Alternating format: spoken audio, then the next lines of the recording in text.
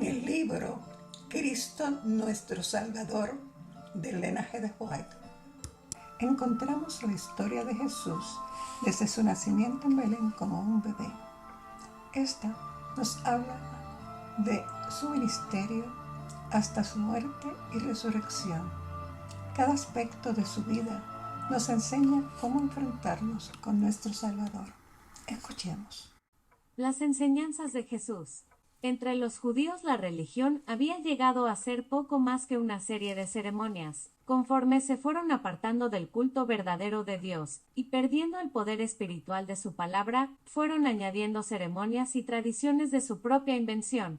Solo la sangre de Cristo puede limpiar del pecado, y solo el poder divino puede guardar a los hombres de pecar. Pero los judíos confiaban en sus propias obras, y en las ceremonias de su religión para ganar la salvación. Debido a su apego a estas ceremonias se creían justos, y dignos de ocupar un puesto en el reino de Dios. Pero sus esperanzas se cifraban en las grandezas del mundo. Ambicionaban riquezas y poder y esperaban conseguirlos como recompensa de su fementida piedad. Esperaban que el Mesías establecería su reino en la tierra para reinar como príncipe poderoso entre los hombres, y que cuando viniera recibirían todas las bendiciones mundanales. Jesús sabía que estas esperanzas tenían que ser frustradas. Había venido para enseñarles algo mucho mejor de lo que ellos buscaban. Había venido a restaurar el verdadero culto de Dios, a traer una religión pura y verdadera, procedente del corazón, que debía manifestarse en una vida pura y un carácter santo. En el admirable sermón sobre el monte explicó lo que Dios considera como más precioso, y lo que da felicidad verdadera. Los discípulos del Salvador habían sentido la influencia de lo que enseñaban los rabinos,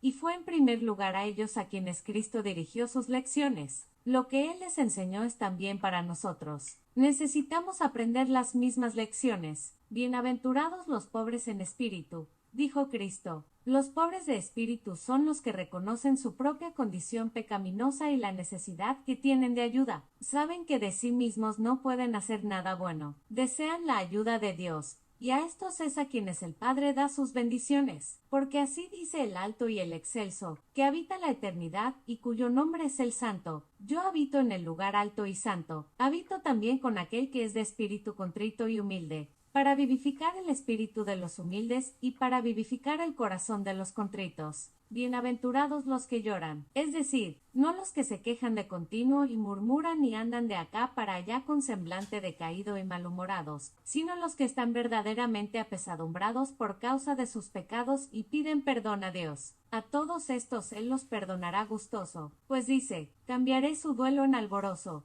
y los consolaré y los alegraré después de su dolor. Bienaventurados los mansos. Cristo dice, aprended de mí, porque soy manso y humilde de corazón. Cuando fue maltratado injustamente, devolvió bien por mal. Así nos dio un ejemplo para que lo sigamos. Bienaventurados los que tienen hambre y sed de justicia. Tener justicia es hacer lo justo, entraña obedecer a la ley de Dios, pues en dicha ley se hallan los principios de la justicia. La Biblia dice, todos tus mandamientos son justicia, versión Valera. Con su ejemplo, Cristo enseñó a los hombres a obedecer aquella ley. En su vida se revela la justicia de la ley. Tenemos hambre y sed de justicia cuando deseamos conformar todos nuestros pensamientos, palabras y actos con los de Cristo. Y podemos ser semejantes a Cristo si lo deseamos sinceramente. Podemos hacer que nuestras vidas se parezcan a la suya y que nuestras acciones concuerden con la ley de Dios. El Espíritu Santo infundirá el amor de Dios en nuestros corazones de manera que nos deleitaremos en hacer su voluntad. Dios está más dispuesto a darnos su Espíritu que los padres a dar cosas buenas a sus hijos. Su promesa es, pedid y se os dará. Todos los que tienen hambre y sed de justicia serán saciados. Bienaventurados los misericordiosos. Ser misericordioso es tratar a los demás mejor de lo que merecen. Así es como nos ha tratado Dios. Se complace en mostrarnos misericordia. Él es bondadoso para con los ingratos y malos. Nos enseña que así es como debemos tratarnos unos a otros. Dice, sed benignos los unos para con los otros, compasivos, perdonándoos los unos a los otros, así como Dios también en Cristo os ha perdonado a vosotros. Bienaventurados los del limpio corazón.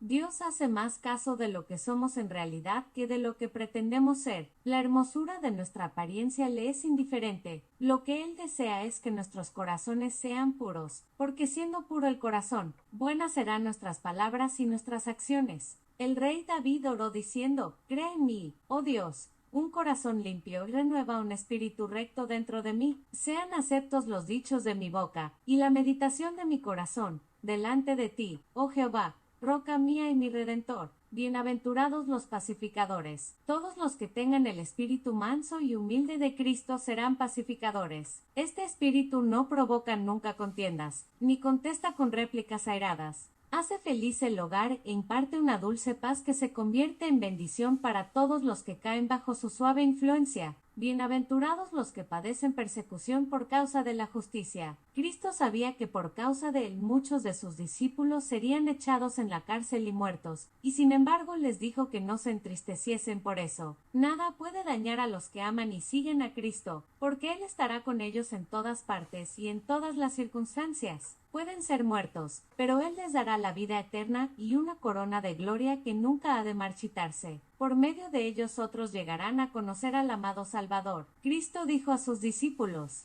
«Vosotros sois la luz del mundo». Jesús iba a dejar pronto la tierra y volver a su hogar celestial, pero los discípulos habían de enseñar al pueblo tocante a su amor. Habían de ser como luces entre los hombres. Como la luz del faro, resplandeciendo en las tinieblas, guía felizmente a los buques al puerto. Así también los discípulos de Cristo han de brillar en la oscuridad de este mundo para conducir a los hombres a Cristo y a la patria celestial. Esto es lo que deben hacer todos los discípulos de Cristo, quien los invita a que colaboren con Él en la salvación de los hombres. Estas enseñanzas les parecían extrañas y nuevas a los oyentes de Cristo, el cual se las repitió muchas veces. En una ocasión acudió a Jesús un doctor de la ley con esta pregunta, «Maestro, ¿haciendo qué cosa poseeré la vida eterna?» Jesús le dijo, «¿Qué está escrito en la ley? ¿Cómo lees?» Y él respondiendo, dijo, «Amarás al Señor tu Dios con todo tu corazón, y con toda tu alma, y con todas tus fuerzas, y con toda tu mente,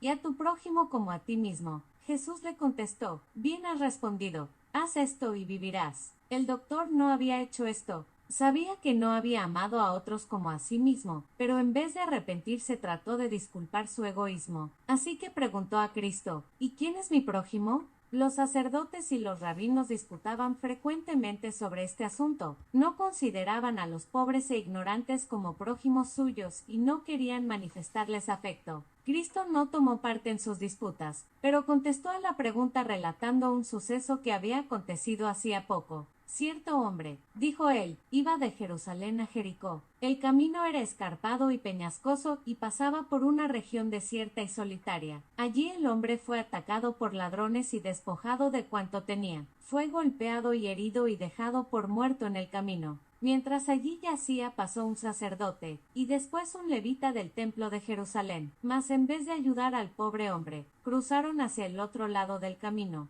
Estos hombres habían sido escogidos para oficiar en el templo de Dios, y debieran haber sido semejantes a Dios en misericordia y bondad, pero eran duros e insensibles de corazón.